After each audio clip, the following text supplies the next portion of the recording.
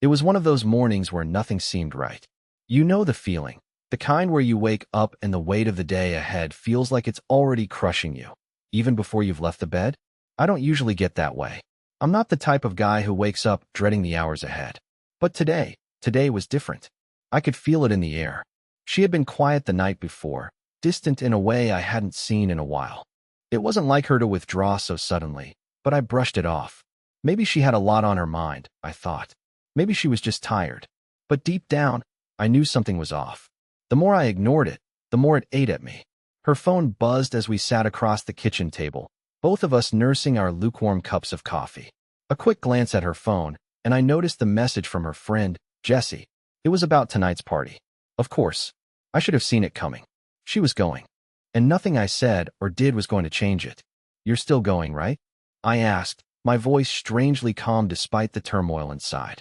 She gave me a tight smile, the kind she always gave when she knew I wasn't happy about something but didn't want to talk about it.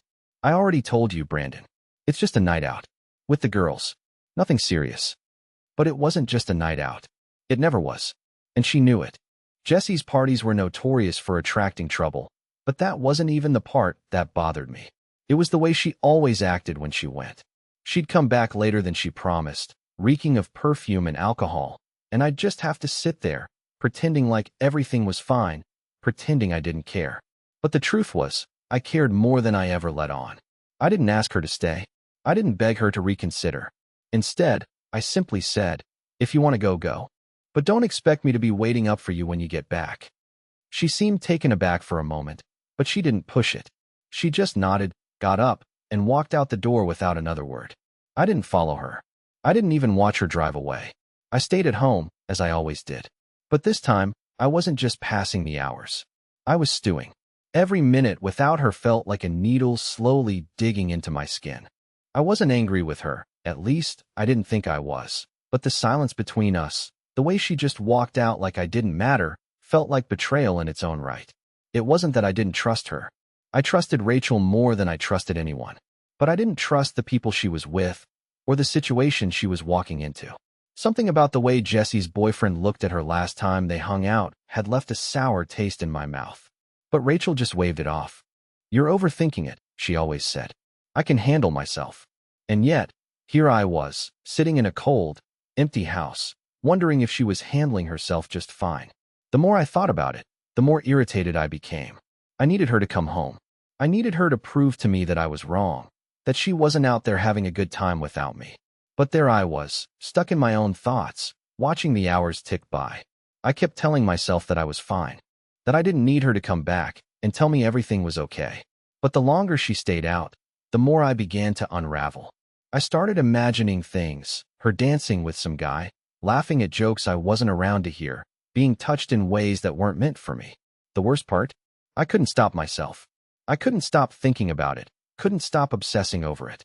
And the more I tried to push it out of my mind, the more it consumed me. Around midnight, I couldn't take it anymore.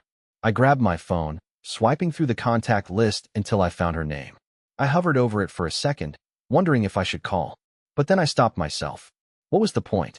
She would either ignore me or tell me she was fine, and I didn't want to hear it. Instead, I put the phone down and poured myself another drink. I had never been much of a drinker, but tonight was different. I needed something to take the edge off. I sat there, in silence, with nothing but the ticking of the clock to keep me company. But then, I heard the door open. I didn't move at first. I stayed on the couch, staring at the wall, pretending like I hadn't been waiting for this moment. But inside, my heart was racing. Her footsteps were light, almost tentative, like she was trying not to wake me up. The door to the bedroom creaked open, and I heard her stop, just inside the doorway. I didn't move. I didn't even breathe. I knew she was standing there, waiting for me to say something. But I didn't. What could I say? She took a step forward, and the bed shifted as she climbed in beside me. I could feel her warmth, her breath, but I didn't look at her. I kept my back turned, keeping the distance between us that had been growing for weeks. Brandon, she whispered. I said nothing. And then, just like that, she settled into the bed beside me. The silence was thick. It was the kind of silence that told you everything you needed to know, but nothing was being said. She lay there beside me, and I could feel the heat of her body, but the distance was still there, thick and undeniable. The tension hung in the air like a storm waiting to break. I couldn't tell if she was waiting for me to speak, or if she was hoping I'd just let it go. I didn't know what was worse, her pretending like nothing was wrong, or me pretending I didn't care. I could hear her soft breathing, steady and slow, but I kept my back turned to her, staring at the ceiling. I tried to clear my mind, tried to focus on something else. But all I could think about was how she had left me, how she had gone out there to a party I had explicitly told her I wasn't okay with. She had gone, and now I was here, waiting for her to say something. But what was there to say? She had already made her choice. She had chosen them, the party, over me, over us. I could feel the anger building up in my chest, but I suppressed it. I wanted to scream, wanted to ask her if she even thought about me while she was out there. Did she think about what I might be feeling? Did she care? Or was I just another person in the background of her life, someone who didn't matter anymore? I could hear her stir beside me, and my pulse quickened. She was moving, turning over, facing me now. Her breath was warm against my skin as she softly whispered my name. Brandon. I didn't answer. I didn't want to. But she wouldn't let it go. She reached out, her fingers brushing my arm lightly, and it sent a jolt through me. Please, she said softly. Can we talk? I closed my eyes, my grip tightening on the blanket beneath me. I didn't want to look at her. I didn't want to hear the excuses I knew were coming, the explanations I had already heard too many times. I don't know what you want me to say, Rachel, I finally muttered, my voice colder than I intended. You did what you wanted, right? You always do. I could feel her hesitation before she responded, her voice softer now, almost apologetic. I didn't mean to hurt you. You know I didn't. I just needed a break. Everyone was going, and I wasn't invited? I cut her off before she could finish. I wasn't enough to go with you, was I? Her silence was the loudest thing in the room. I could feel the guilt radiating off of her, even though she didn't say anything. And that made it worse. It wasn't the partying that bothered me. It was the way she had pushed me aside without a second thought. It was the way she made me feel like I didn't matter. Like I was just a placeholder in her life until something better came along. I'm sorry, she finally whispered. But I didn't believe her. I didn't trust the words anymore. The apology felt empty. It always did when she was sorry after the fact, after everything had already been done. It wasn't the first time, and I knew it wouldn't be the last. But each time, it cut deeper. Each time, the silence between us grew, the space between us stretched further. I didn't know what to say. I didn't know what to do. I just wanted to crawl into myself, to shut her out and forget everything. I wanted to pretend like nothing had happened. But I couldn't. I couldn't let it go. I don't want to fight, Brandon, she said, her voice quivering now, like she was on the verge of tears. I didn't respond. I couldn't. Can we just go back to the way things were? Her words hung in the air, and I almost laughed. Go back to the way things were. Was she serious? We can't just go back, Rachel, I said quietly, finally turning to face her. My voice was calm, but my eyes were filled with something else, something dark, something hurt. You can't just fix things with an apology and expect everything to be fine. It doesn't work like that. She looked at me, her eyes wide with confusion. She didn't understand. She never understood. She thought she could do what she wanted, come back, apologize, and I'd just accept it. But it wasn't that simple anymore. I had tried to be the patient one. I had tried to be understanding. But the more she walked all over me, the more I realized I was losing myself in this relationship. I wasn't just angry anymore. I was empty. She reached for my hand, and I didn't pull away, but I didn't hold her hand either. I let her touch me, but I didn't feel anything. There was no warmth in her touch. It felt like she was a stranger to me. I'm sorry, she said again, her voice breaking now. I'll make it right. I promise I will. But I couldn't believe her anymore. And that realization hit me harder than anything else. It wasn't that I didn't love her anymore. It was that I didn't trust her. I didn't trust the person she had become, and I didn't trust the way she had been treating me. I pulled my hand away slowly, and she recoiled, a flicker of hurt flashing across her face. But I couldn't stay in this place anymore. I couldn't keep pretending that everything was okay when it wasn't. You need to understand, Rachel, I said, my voice steady, but my heart racing. I'm done pretending. The words stung even as I said them. But they were the truth. I was done, and for the first time in a long time, I felt a sense of relief.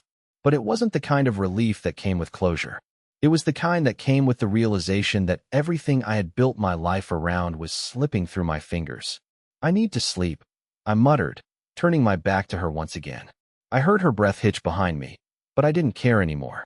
The silence that followed was louder than any words we could have spoken, and I knew, deep down, this was the beginning of something I couldn't undo. I woke up the next morning to an empty bed. The soft spot where Rachel had been was still warm, but she was gone. A strange calm had settled over the house, but I couldn't shake the unease that lingered. The house, usually filled with the noise of everyday life, was eerily quiet. I lay there for a moment, staring at the ceiling, replaying everything that had happened. The night before had felt like the beginning of something irreversible, something I couldn't fix anymore. And yet, I couldn't bring myself to face it head on. Rachel had been gone for hours, but I stayed in bed, letting the silence wash over me. I wasn't sure what was worse, the fact that she'd left so abruptly after everything, or the fact that I hadn't expected her to stay. She'd walked out the night before like it was the most natural thing in the world. No apologies, no regrets. Just a party. It had always been like that with her. When she didn't want to deal with something, she'd just pretend like it wasn't happening, like it wasn't a big deal. But to me it was.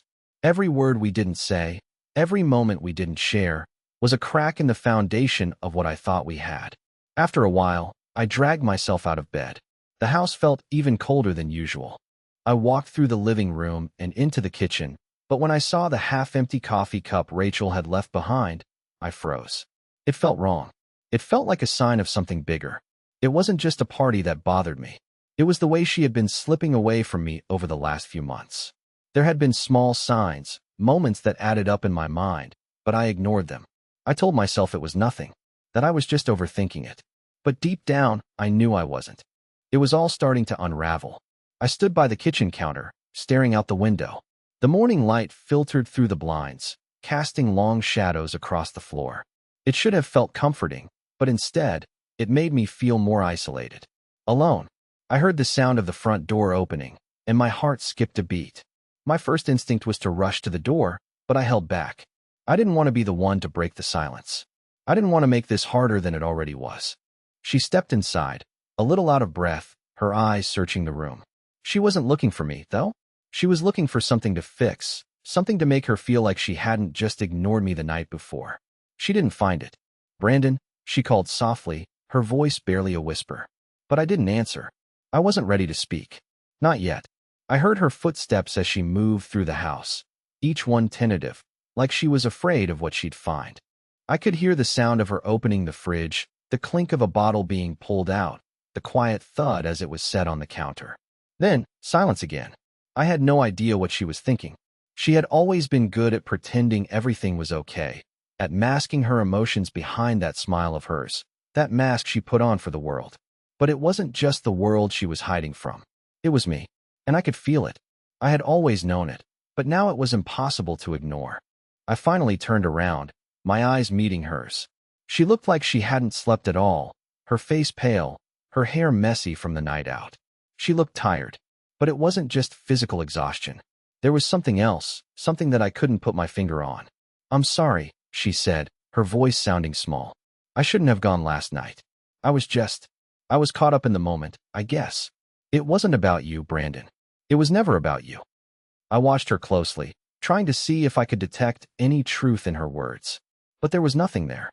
No remorse, no real understanding of how deeply this was affecting me. It was just another excuse, another reason for her actions that wouldn't change anything. "You keep saying that," I said, my voice calm, but with a sharp edge I hadn't meant to let through. "But I don't think you get it, Rachel. You say it wasn't about me, but it always is.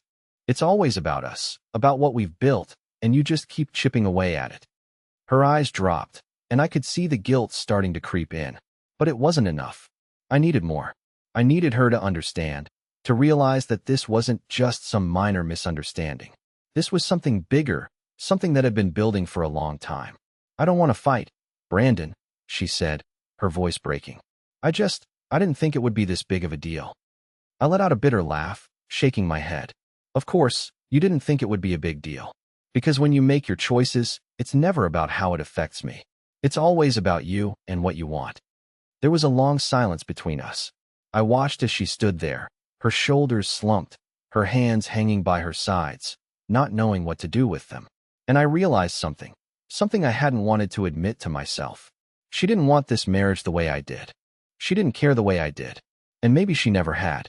I could see her trying to think of something to say, some excuse, some justification, but it never came. Her mouth opened, but no words escaped. And in that silence, I saw everything I needed to see. I need some time, Rachel, I said quietly, finally breaking the silence. I need space. Her face fell, and I could see the panic rising in her eyes. She had never heard me say anything like that before. She had never seen me pull away this much. She had always been the one to walk out on me, to leave me hanging, and now the tables had turned. I didn't mean to hurt you, she whispered, but I could already hear the distance in her voice. The sincerity was gone. It wasn't real. She was just saying the words because she knew they were what I wanted to hear. I know, I replied, my voice cold, even though I didn't mean it to be. But it doesn't change anything. The damage is already done. With that, I turned and walked away. I didn't look back, and I didn't need to. The house felt emptier than ever. But for the first time in a long time, I didn't feel completely alone. I was starting to realize that maybe, just maybe, I was better off this way. The day dragged on in an eerie stillness. Rachel had left for work, and I stayed behind, locked in the quiet house, the silence feeling like a weight I could hardly bear. I wanted to move on. I wanted to tell myself it was just another bump in the road, another moment of tension that would pass, like all the others. But deep down, I knew something had shifted. Something irreversible had been set in motion the moment I had asked for space. That wasn't a request for time to think. It was a line I had drawn, and I wasn't sure she would even see it, let alone respect it. The tension between us was palpable. I couldn't shake the feeling that we were two strangers under the same roof, living parallel lives that no longer intersected. I thought about how she had looked last night, so carefree, dancing at that party, surrounded by friends who didn't know what she had left behind. The small things, the way she smiled, the way she laughed, seemed like pieces of a puzzle I didn't fit into anymore. And it hurt, more than I ever wanted to admit. My phone buzzed on the counter, dragging me out of my spiraling thoughts. I glanced at the screen. Rachel. I debated ignoring it, but I couldn't bring myself to do it. Not yet. I swiped open the message. Can we talk tonight? I don't want things to end like this. Please. Her words were simple, but there was an urgency to them that made my stomach twist. I knew what she wanted. She wanted me to forgive her, to let everything slide the way I always did. But I wasn't sure I could anymore. I stared at the text for what felt like hours, the silence in the room growing louder with every passing second. Part of me wanted to just say, fine, we can talk. I wanted to pretend nothing had changed, to go back to the way things were, even if it meant swallowing every ounce of pride I had left. But then there was the other part of me, the part that had been ignored for too long, the part that had to learn to stand up for itself. And that part was speaking louder than I had ever heard it before. I typed a reply, my fingers moving with a purpose, each word feeling like a heavy stone being dropped into the ocean. We need more than just a talk, Rachel. We need to figure out if we even want the same things anymore. I hit send before I could second-guess myself. It felt like a declaration, not just of frustration, but of resolve. I wasn't going to sit in the shadows of this relationship anymore. It was time for things to change. The minutes that followed felt like hours. I paced the house, making my way to the kitchen and back, my mind racing with thoughts of what Rachel would say, how she would react. Would she beg for forgiveness? Would she accuse me of being too harsh, too cold, like she always did when I tried to stand up for myself? The clock ticked on, but Rachel's response didn't come. And that, in itself, said everything. If she was really sorry, if she really wanted to make things right, she would have responded by now. She would have called, maybe even showed up at the door with that apologetic look she always wore when she knew she had done something wrong. But there was none of that. Instead, there was just the silence. I sat down at the kitchen table, staring at my phone, waiting for it to buzz, for her to call, for her to do something. But nothing happened. Not until the sun started to dip below the horizon, casting long shadows across the room. The door opened. I didn't need to turn around to know it was her. She stepped inside slowly, like she was walking on eggshells. I could feel her eyes on me, but I didn't look up. Not yet. I wasn't ready. Brandon, Rachel said, her voice softer than it had been the night before. I got your message. I stayed quiet, waiting for her to continue. I know I messed up, but we can fix this, we always do. Can't we? She asked, her words falling into the silence between us. I finally looked up, meeting her eyes. And there it was, just like before. That familiar smile, that hopeful look, the one she always gave me when she wanted everything to go back to normal. But this time, it felt different. This time, I wasn't ready to buy it. I wasn't sure I wanted to buy it anymore. I don't know if we can fix this, Rachel, I said, my voice steady, but my heart hammering in my chest. I don't even know if I want to. Her face dropped, the hurt evident in her eyes. But it wasn't just the hurt I saw. It was the realization that I was no longer the man she could walk over, the one who would always forgive her. That person didn't exist anymore. You've been so distant, she said quietly, her hands wringing together nervously. I don't know what happened to us. We used to be so close, Brandon. What happened? I stood up from the table, my body tense, the air thick with all the things left unsaid between us. I stopped being invisible, Rachel, I replied, the words coming out sharper than I intended. I stopped being the one who always waited for you to change, to care. You went to that party last night and didn't even think about what it would do to me. You never think about what I need anymore. She flinched, like I had hit her. And in a way, I had. But I wasn't sorry.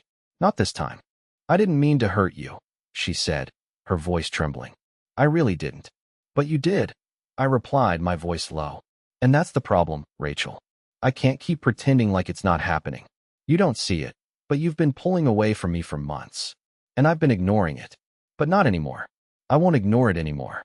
There was a long pause. The air was thick with the weight of my words, with the truth hanging between us, and I could feel the tension rise higher than it ever had before. This wasn't just a fight anymore. It wasn't just about a party. It was about us, about everything we had been avoiding for too long. Do you still love me? She asked quietly, her eyes searching mine, desperate for some kind of answer. I didn't answer immediately. Part of me wanted to say yes, to tell her that I still loved her, that we could work through it. But the other part of me, the part that had been broken over and over again, knew better. I don't know anymore, I said finally, my voice cracking under the weight of my own emotions. But I need to figure it out. And just like that, I knew. This was the point of no return. The room felt smaller than it ever had. The walls, once a comforting embrace, now seemed like a cage, closing in on me with every passing second. Rachel's eyes, wide with expectation, searched mine as if she was trying to piece together some sort of answer she was no longer sure existed. The silence between us stretched on, thick and suffocating. The air seemed to hang heavy with unspoken words, with regrets that neither of us knew how to voice. I should have said something else. I should have told her that, yes, I still loved her, that everything would be okay, that we would fix it. But the truth was, I wasn't sure if I could believe that anymore. I wasn't sure if we could fix this, if we could go back to the way we used to be. And deep down, I knew that the more I tried to force myself into that comforting lie, the more it would break me. Rachel opened her mouth, but no words came out.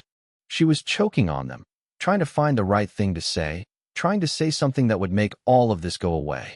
But she couldn't. Not anymore. You're still here, aren't you? She finally asked, her voice cracking, barely above a whisper. You're still in this, right? I didn't answer right away. I couldn't. Her question hit harder than anything else she'd said, because it wasn't just about us. It was about her, too. And deep down, I had to admit it. No matter how hard it was to face, the person I thought she was slipping away. I swallowed hard, the words threatening to spill out, but getting stuck in my throat. I don't know, Rachel, I said quietly. I really don't know. I wasn't ready for the look on her face, the way her eyes filled with a mix of shock, hurt, and, worst of all, disbelief. It was like she had never heard that answer before. And maybe, in some way, she hadn't.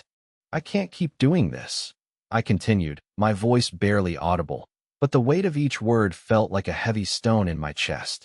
I can't keep pretending that everything is fine when it's not. You've been pulling away for so long, and I've been too afraid to say anything. But not anymore. Rachel's lips trembled, her hands gripping the edge of the table like she was holding herself together. But I could see it now. She was unraveling, too. She had always been good at pretending she had everything under control, at wearing that mask of confidence, but now it was cracking.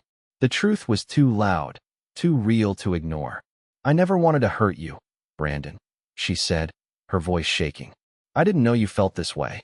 I didn't know you were this unhappy. I thought I was doing the right thing." I shook my head slowly, as if to shake off the weight of her words. "You didn't know? Rachel, you didn't know? How could you not know? How could you not see it? I've been drowning here, silently begging you to see me, to hear me, and you've been so caught up in your own world that you didn't even notice." Her eyes welled with tears, and I could see her trying to hold them back, but they fell anyway, slowly at first, and then faster, like she couldn't stop them, like the floodgates had finally opened. But instead of softening my anger, her tears made it worse. "You think your tears are going to fix this?" I asked, the bitterness creeping into my voice. "You think that just because you're crying, everything will magically go back to normal? It doesn't work like that." She looked at me with desperation in her eyes, as if she was looking for any sliver of hope, any sign that we could fix this, that we could go back to what we had. But I couldn't give that to her anymore. "Not today, not right now. I'm sorry," she said, the words tumbling out in a broken whisper. "I'm so sorry for everything. For hurting you. For pushing you away. I never meant to make you feel this way."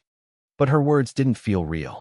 They felt rehearsed, like she had said them too many times before, and the weight of all the apologies, the empty promises, was starting to suffocate me. I had heard it all before. "I'm sorry. I didn't mean it." But nothing changed. Nothing ever changed. "I don't want to hear it anymore," I said, my voice growing firmer, sharper. "I don't want to hear about how sorry you are. I want to know how you're going to fix this. I want to know how we're going to move forward from here, because I don't know how much more of this I can take." Rachel took a step back, like she had been physically struck. Her face paled, and for a moment, I thought I saw the truth finally land on her, really land. Maybe for the first time, she understood what I had been saying all along. But that realization didn't change the way I felt. She had broken something in me, something I wasn't sure I could fix anymore. "Maybe it's too late for fixing," I said, almost to myself, but loud enough for her to hear. "Maybe we're both too far gone." I looked at her, but I couldn't find the woman I had once loved in her eyes anymore. She was still there, somewhere, but she was buried beneath the weight of everything we had ignored, everything we had let slip away. "I need some space," I said, the words coming out colder than I intended. "I need time to think." Rachel opened her mouth to say something, but then stopped. She couldn't find the words. There was nothing left to say. And just like that, the air between us grew heavier, more suffocating. She had no idea how much I meant it. We couldn't just go back. Not after everything. Not after this. "I'll be in the other room," I said, turning away from her, my back to her for the first time in a long time. I couldn't bring myself to look at her anymore. Not while she was still holding onto the ghost of who we used to be. The silence that followed was deafening. And in that silence, I realized one thing for sure. We were already broken. The next few days were a blur of uncomfortable silences and strained conversations. It was as if we were two strangers inhabiting the same space, pretending we hadn't just torn our world apart. Rachel kept apologizing, kept promising she would do better, but each apology felt emptier than the last. It wasn't that I didn't want to forgive her. I did. I wanted to go back to the way things were, to the moments when I felt loved and seen. But something had shifted, and I couldn't ignore it anymore. I went to work each day, coming home to find her sitting in the living room, waiting for me to say something. But I didn't. I couldn't. Every time I looked at her, I saw the same face I had seen when she left that night, the one that had looked at me with indifference, the one that hadn't seemed to care that I was falling apart. I couldn't unsee that. And no matter how hard I tried to push it away, it lingered.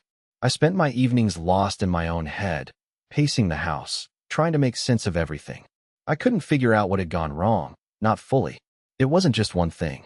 It was 1,000 little things. The way she had started pulling away, the way she had stopped noticing when I needed her, the way I had become invisible to her. And even though she kept saying she was sorry, she never seemed to understand why it hurt so much. She thought if she apologized enough, everything would just magically go back to normal. But it wasn't that simple. On the third day after that night, Rachel came to me with a desperation I hadn't seen before. She had been quiet for hours, sitting in the corner of the kitchen, her eyes red from crying, her hands wringing together as if they were her only lifeline. When I came in, she didn't speak right away. She just looked at me with those pleading eyes, the ones that I used to get lost in. "Brandon," she finally said, her voice small, hesitant. "I don't know how to fix this. I don't know how to make it right. But I need you to tell me what you need. I can't fix anything if I don't know what you want." I stared at her for a long time, letting her words sink in. There was a time when I would have dropped everything to reassure her, to tell her that it wasn't too late, that we could work it out. But that part of me was gone now. I didn't know if it was because of everything that had happened, or because I had finally learned to stop being the one who was always there to pick up the pieces when she dropped them. Either way, I knew I couldn't give her the answer she was looking for. "I don't think I can tell you what I need anymore," I said quietly, my words sharp and final. "I don't know what we are anymore, Rachel. You've been gone for a long time, even when you were still here. And I don't know if I can keep pretending that everything is fine." Her face crumpled at my words, and I could see the tears threatening to fall. But this time, I didn't reach for her. I didn't try to comfort her. I stood there, unmoving, watching her try to piece together the broken pieces of the life we had once shared. "Please, don't do this," she whispered, her voice trembling. "Please don't give up on us. I love you." I didn't respond right away. I just looked at her, and in that moment, I saw everything clearly. The love I had for her had never been enough to fill the gaps that had grown between us. We had been falling apart for months, and now, we were just standing in the ruins of what used to be. "I don't know if love is enough anymore," I finally said, my voice barely above a whisper. "Because if it were, we wouldn't be here right now. We wouldn't be talking like this. I wouldn't feel like I've been holding on to something that isn't real." She recoiled from my words, like I had physically struck her, and for a moment, I almost felt guilty. But then I remembered how many times I had done this dance with her, how many times I had swallowed my feelings, how many times I had let her walk all over me because I was too afraid of being alone. I had learned, over the past few days, that I could be alone. I was already alone, even when she was right there beside me. And that realization, painful as it was the one thing I couldn't ignore. "I don't want this to end," Rachel said, her voice barely audible now. "But I can't do this alone, Brandon.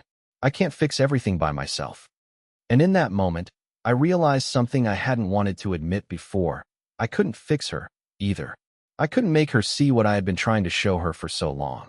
I couldn't keep trying to be the one to hold everything together when she wasn't even trying to meet me halfway. "Maybe you don't have to do it alone," I said quietly. "But I can't do it with you anymore. Not like this." Her eyes widened as my words hit her, and I could see the realization dawning on her. It wasn't the easy answer she wanted. It wasn't the promise of everything being okay. It was the truth, the cold, hard truth, that maybe we weren't meant to be together anymore. I didn't wait for her to say anything else. I turned and walked out of the room, the weight of my decision heavy on my chest. I didn't know what was going to happen next. I didn't know if this was the end or just another bump in the road. But I did know one thing. I couldn't go back to the way things were. Not anymore. And as I walked away, I heard her call after me, her voice cracking with the weight of her own tears. "Brandon, please. Please don't leave me." But I didn't turn around. I couldn't. The silence in the house was deafening, but it was the only thing that felt real anymore. The next few days felt like an eternity. I woke up every morning with a pit in my stomach, unsure of what the day would bring, but knowing that whatever it was, I couldn't keep ignoring the truth. Rachel had gone quiet, retreating into herself as I had. It was as if we were both waiting for something to give, waiting for one of us to make the first move, to bridge the gap that had grown between us. But neither of us did. Each night, I found myself lying awake, staring at the ceiling, wondering if I had made the right choice. Could I have been more patient? Could I have tried harder to salvage something from this wreck of a relationship?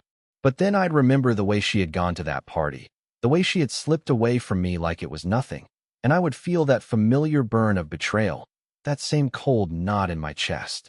And yet, there was this strange part of me, maybe the part of me that still loved her, that wanted to believe we could fix this, that wanted to believe that if we just tried one more time, maybe everything would fall back into place. But deep down, I knew that wasn't the truth. We weren't the same people anymore. We had changed, and so had the love we shared. The phone rang one evening while I was sitting in the living room, lost in my thoughts. I didn't recognize the number, but I answered anyway, figuring it was another call I could ignore. But then I heard her voice, shaky and uncertain. "Brandon, it's me. Rachel." I froze, my heart hammering in my chest. I hadn't heard her voice like that in a long time. So small, so vulnerable. It caught me off guard. "Rachel," I said, my voice barely above a whisper. "What do you want?" There was a long pause, and I could hear her breathing, like she was trying to find the words. "I know things have been bad between us," she began, her voice trembling. "I don't know how it got this way. I don't know when we stopped being the people we used to be, but I need you to know I'm trying. I'm really trying, Brandon." I didn't know what to say. Part of me wanted to reach through the phone and hold her, to tell her everything would be okay, that we could fix it. But another part of me, the part that had been hurt over and over again, wanted to hang up, to walk away without a second thought. Because no matter how much she tried to say she was sorry, no matter how many times she apologized, it didn't change the fact that she had let me down. That we had let each other down. "Why now?" I asked, my voice tinged with frustration. "Why is it always when things are falling apart that you decide to try? Why didn't you fight for me before this? Why didn't you try when I was standing right in front of you?" "I didn't know how," she said quietly. "I didn't know how to fight for us, because I was scared. Scared of losing you. Scared of everything falling apart. But now I see it, Brandon. I see how much I've hurt you. How much I've taken you for granted, and I can't undo it. But I want to. I need to make it right. I just don't know how." Her words were full of pain, full of the same regret she had been carrying around for days, weeks even. I could hear it in her voice, but I couldn't tell if it was enough to make me believe she had truly changed, or if it was just another round of empty promises. "You can't just say you're sorry and expect everything to go back to the way it was," I said, my voice steady but heavy with emotion. "You can't just fix everything with words. You can't pretend that nothing happened, Rachel. It doesn't work like that." "I know," she whispered, and I could hear the tears in her voice. "But I want to try, Brandon. I'm not asking you to forgive me right away. I'm not asking you to forget what I've done. But I need you to see that I'm not the person I was before. I'm not the person who took you for granted. I can't change the past, but I can change the future." I was quiet for a moment, my mind spinning with everything she had said, everything that had happened between us. I had spent so many nights lying awake, wondering if there was a way out of this, if there was a way to fix us. But the truth was, I didn't know. I didn't know if we could go back. I didn't know if we could make it work. And yet, there was something in her voice, something raw and genuine, that made me question everything I had thought about her. Maybe she wasn't just apologizing because she felt guilty. Maybe, for the first time, she was apologizing because she truly understood the weight of what she had done. "Brandon," she said, her voice breaking, "I love you. I know it's hard to believe, but I do. I've always loved you, and I will keep loving you, no matter what happens." The words hit me harder than I expected, and for a moment, I was speechless. My chest tightened as I struggled to process everything. How could I still love her after everything? How could I still want her after all the lies, all the pain? But the truth was, I wasn't sure I could live without her. I didn't know if we could fix this, but a part of me still wanted to try. A part of me still wanted to believe that love could overcome all of this. "I don't know what the future holds for us," I said, my voice shaking. "But right now, I can't make any promises. I need time. I need to think about everything." "I understand," she replied softly. "Take all the time you need, Brandon. I'm here, waiting for you, no matter how long it takes." I hung up the phone, the weight of the conversation settling heavily in my chest. I wasn't sure if this was the beginning of something new or the final end of us. But one thing was clear, this wasn't over. Not yet. The silence in the house was deafening, but it wasn't the same silence it had been before. It was different now. There was something unresolved between us, something that had been left hanging in the air, and I wasn't sure if it would ever be fixed. But for the first time in weeks, I felt a small flicker of hope. The days after our conversation were still tense, but something had changed between us. The weight of all the unspoken words, the anger, the frustration, the hurt, it didn't vanish overnight, but it felt like we were at least starting to address it, instead of ignoring it. Rachel gave me space. More space than I thought I'd ever need, but it was exactly what I wanted. I needed time to process everything, to figure out where we stood, and if we could even find a way back to each other. It wasn't easy. Every day was a slow and steady unraveling of everything we thought we knew about our relationship. We talked, yes, but only when I was ready. We both took a step back and looked at the bigger picture, at what we wanted in life, at what we had been missing for so long. Rachel didn't bombard me with more apologies. She didn't try to fix everything with words anymore. She gave me what I had been begging for all along: understanding. She didn't rush me. She let me process it in my own way. And slowly, that made all the difference. I'll never forget the night we sat down together, both of us on the couch. No walls, no pretenses. It felt different. Like we were two people, stripped bare, with nothing left to hide. "I've been thinking," Rachel said softly, her voice steady but full of meaning. "Maybe we're not the same people we were when we first got together. But I want to find out who we are now. I want to build something new. With you, if you'll let me." I looked at her, really looked at her, and for the first time in a long time, I felt something I hadn't felt in ages: peace. She wasn't asking me to forget. She wasn't asking me to pretend. She was asking me if we could try again, with everything we had learned, with everything we had been through. "I don't know if we can go back to how things were, Rachel," I said quietly, the words coming out more honestly than I had expected. "But I do know this: I don't want to give up on us. Not yet." Her eyes softened, and I could see the relief in her face. It wasn't a promise that things would be perfect. It wasn't a guarantee that we wouldn't stumble along the way. But it was a promise that we were willing to try, together. And that was enough. For the first time in a long time, it was enough. We spent the next few weeks rebuilding, not trying to recreate what we had, but building something new from the ground up. We learned to communicate again. We learned to see each other, truly see each other, for who we were now, not who we had been in the past. It was hard. It was messy, but it felt real. There were still moments of doubt, moments when I wondered if we were doing the right thing, moments when I thought about walking away and choosing myself. But each time those thoughts crept in, I reminded myself that nothing worth having comes easily, and we were worth it. Rachel and I weren't perfect. We still had disagreements, still had our issues, but we were no longer running from them. We faced them, head on, and worked through them. We didn't need to have all the answers right away. What mattered was that we were both committed to finding our way forward, together. One evening, a few months after everything had started to shift, Rachel took my hand as we sat on the couch, our feet tangled in the blanket we had draped across us. It was a quiet night, just the two of us. She looked at me, and I saw the same love in her eyes that I had seen when we first met. "I don't know what the future holds," she said, her voice gentle. "But I know I want it with you. All of it. Every moment. No more running away." I smiled, squeezing her hand. "I feel the same way. Let's take it one step at a time, but no more running. We're in this together, Rachel." And for the first time in a long time, I truly believed it. We had come through the storm. We weren't perfect, but we had learned to listen, to understand, and most importantly, to never give up on each other. We had found our way back, and for that, I was thankful. Sometimes, the hardest moments in life are the ones that shape us the most. But with love, with patience, and with a little bit of faith, we had found our way to the other side. And it felt like a new beginning. A better beginning. Together.